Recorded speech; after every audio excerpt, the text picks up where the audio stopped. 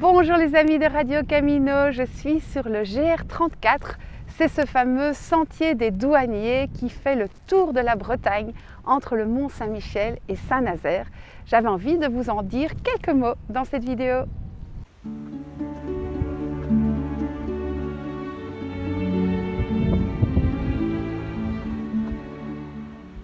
Le GR34, c'est un très long GR, il fait plus de 2000 km, alors que si vous traciez une ligne droite entre le Mont Saint-Michel et Saint-Nazaire, ça fait 180 km. Ça vous donne aussi une idée de la complexité de la côte bretonne et il va également vous permettre de découvrir tous les aspects de cette côte, que ce soit la côte vers l'océan ou la côte vers les mers intérieures, de voir également les abers qui sont des espèces de rias, les embouchures des fleuves, de voir quelques régions un petit peu boisées. Mais globalement, vous allez toujours rester sur le littoral, vous allez très peu rentrer à l'intérieur de la Bretagne.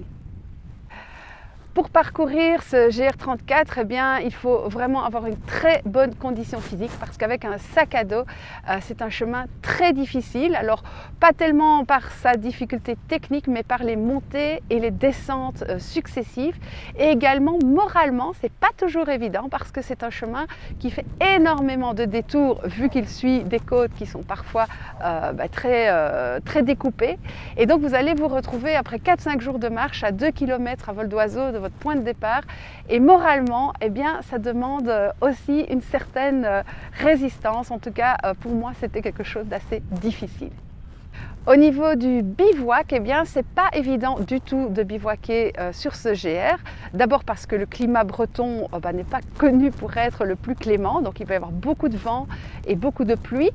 Ensuite, on est sur une zone côtière protégée, donc le camping sauvage est globalement interdit. Et puis, il n'y a pas vraiment d'endroit adapté, il n'y a pas non plus beaucoup d'abris. C'est beaucoup plus compliqué de bivouaquer ici que de bivouaquer dans des petits villages au fin fond de la France.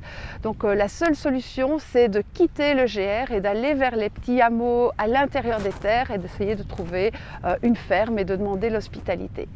Ce n'est pas quelque chose de vraiment facile. L'autre alternative, eh bien, c'est le camping en portant la tente, mais attention, le poids, ça va quand même être compliqué sur ce chemin, ou les gîtes d'étape qui sont bien installés en général de façon assez régulière sur le parcours. Est-ce qu'on peut comparer le GR34 à un chemin de Compostelle? Eh bien, selon moi, absolument pas. D'abord parce qu'un chemin de Compostelle, il va vers un sanctuaire. Ici, on tourne en rond. Le chemin de Compostelle, en général, il va tout droit. Ici, on fait énormément de détours. Le chemin de Compostelle, il est plus varié. Il va dans les villages. Ici, on va rester presque tout le temps au bord de l'océan ou de la mer, voir des rochers et la mer, mais rien d'autre finalement. Et on n'est pas non plus dans un pays si catholique que ça. En tout cas, vous n'aurez pas énormément de lieux pour vous recueillir, à part la beauté, bien sûr, de l'océan. Donc, on n'est pas dans une démarche de pèlerinage, on est ici sur un chemin plutôt réservé aux marcheurs qui profitent de l'instant présent, qui ont envie de se mettre à l'écart des villages, des villes et de se retrouver en pleine nature. Mais encore une fois, ce n'est pas du tout à comparer avec Compostelle, tant pour la difficulté physique et morale que pour le contexte général. Donc, à réserver aux bons marcheurs, ce GR34.